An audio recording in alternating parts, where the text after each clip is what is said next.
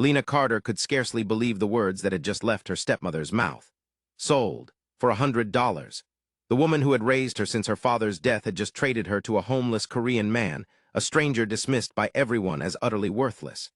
As Alina walked away beside him, her stepsister's cruel laughter echoed from the mansion gates, and her stepmother wore a smile of pure satisfaction, certain she had finally rid herself of her greatest burden.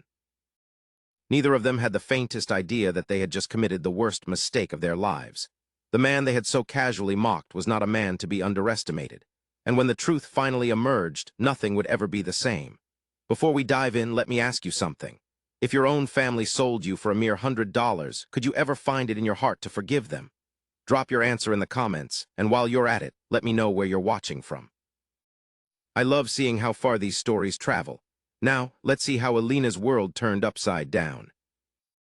Morning light streamed through the grand windows of the Carter mansion, but for Alina, the day had already begun long before anyone else opened their eyes. While the household still slept, she was in the kitchen, moving quietly as she prepared breakfast. This wasn't a choice. Her stepmother insisted that the help should always rise before the family. The cruel irony was that Alina was not the help. She was the daughter of the man who had built this mansion with his own hands. After his death, that truth no longer seemed to matter. The home that had once been hers had become a place where she worked without pay, her existence reduced to a never-ending cycle of chores. Every morning followed the same relentless routine.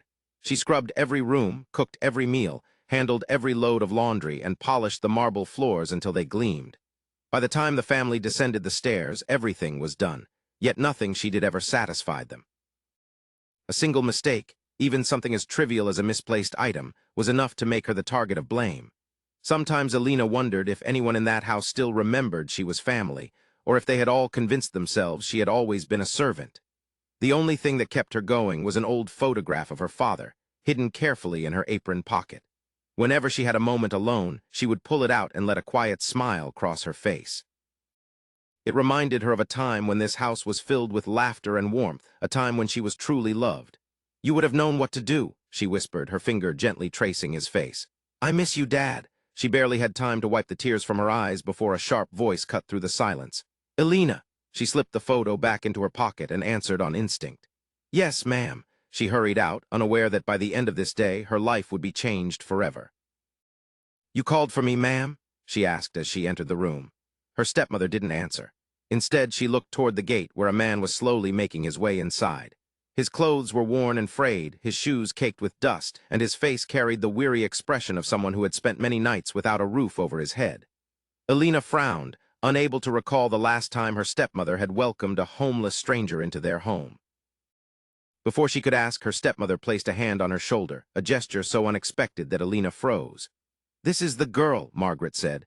The man studied Alina for a long moment, his expression unreadable. Then he gave a quiet nod.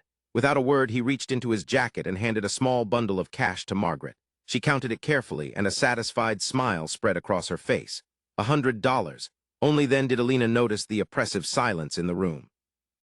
Her eyes moved from the money to the stranger, then back to her stepmother. "You've lived under my roof long enough," Margaret said, her voice cold and final. "From today, you're leaving with him." The words refused to make sense.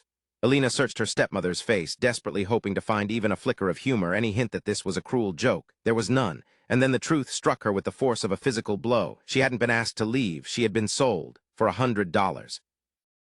A cold, hollow feeling settled in her chest.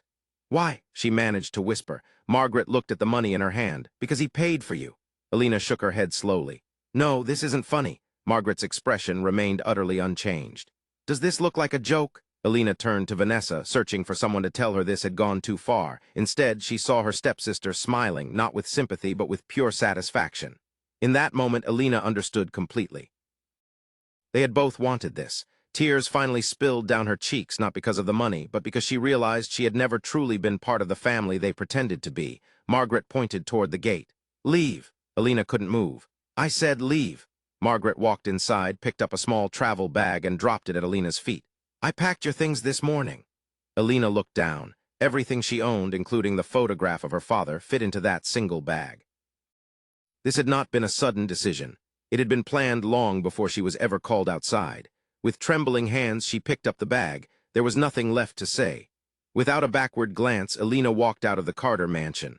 No one called her name, no one tried to stop her, and just like that, the place she had once called home vanished behind her. The moment Alina stepped beyond the mansion gates, the afternoon breeze brushed against her face. It was the same breeze she had felt countless times before, but this time she knew she would never return.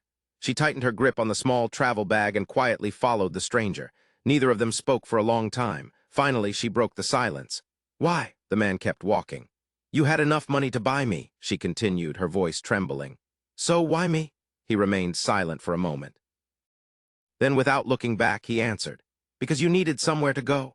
Alina blinked, caught off guard. It wasn't the answer she had anticipated. She had braced herself for greed, for cruelty, for something far darker. Instead, she was left with an even deeper question. Nothing about the man walking ahead of her made sense. His worn clothes, tired face, and weathered shoes told the story of someone struggling to survive. Yet he had spent his money on a complete stranger. The more she tried to understand him, the more mysterious he became. Without realizing it, she had just taken the first step into a life she never could have imagined. After a few minutes, he turned into a quiet street lined with aging buildings. He stopped in front of a small house and pushed open the rusty gate. Only then did he glance back at her. She stepped inside. The tiny courtyard held little more than a few worn chairs, an old bicycle, and some neatly folded blankets.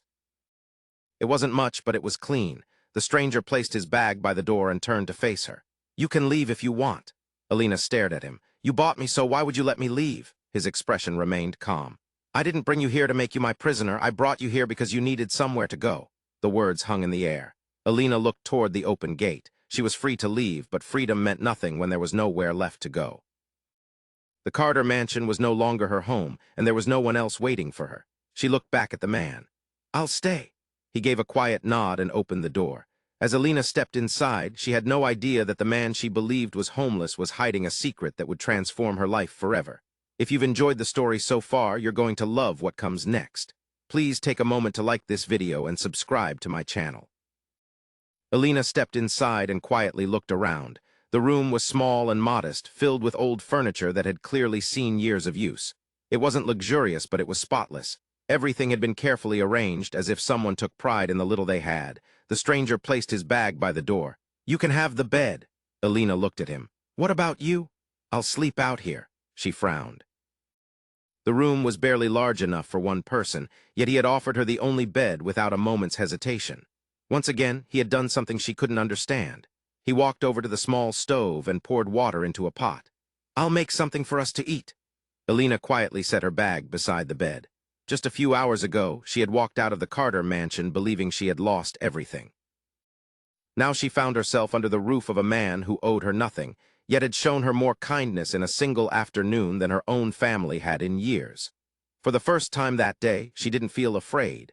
She simply wondered who was Cha Jihan. The days that followed were unlike anything Alina had ever known.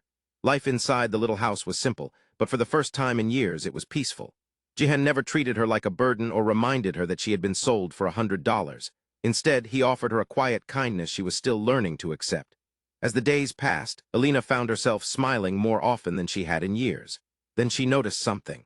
Every morning before sunrise, Jihan quietly left the house.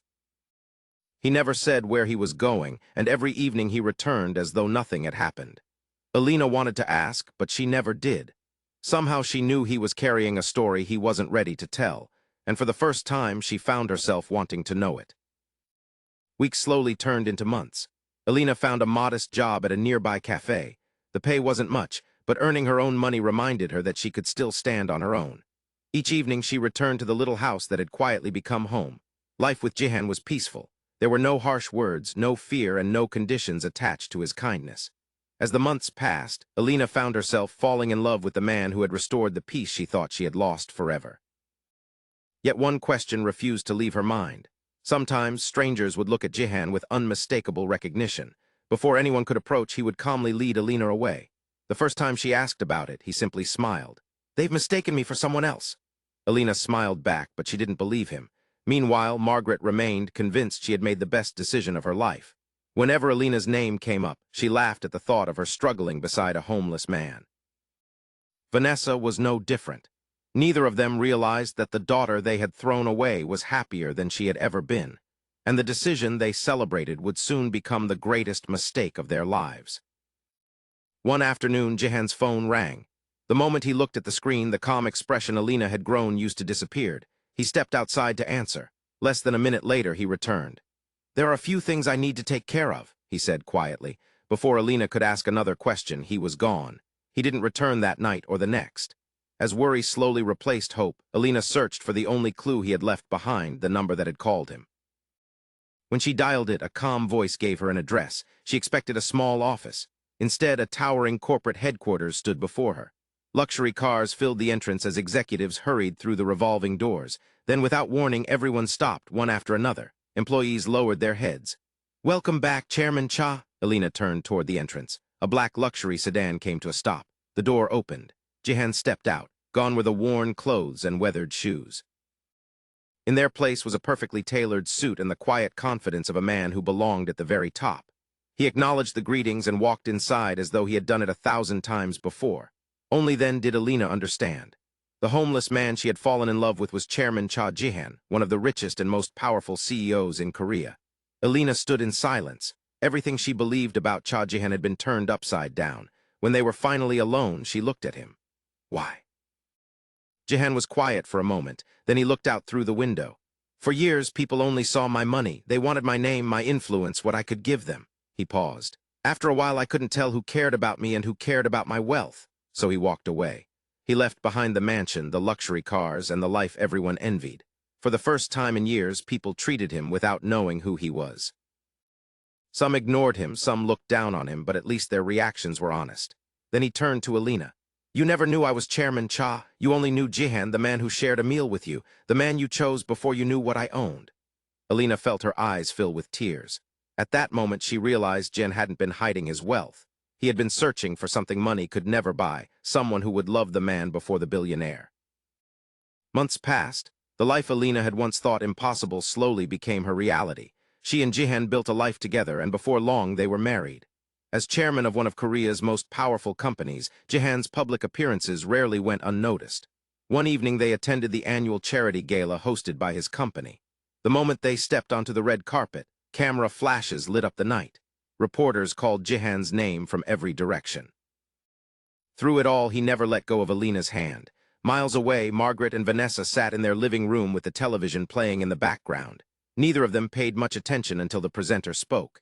"Chairman Cha Jihan arrives tonight with his wife, Alina Cha." Margaret slowly looked up.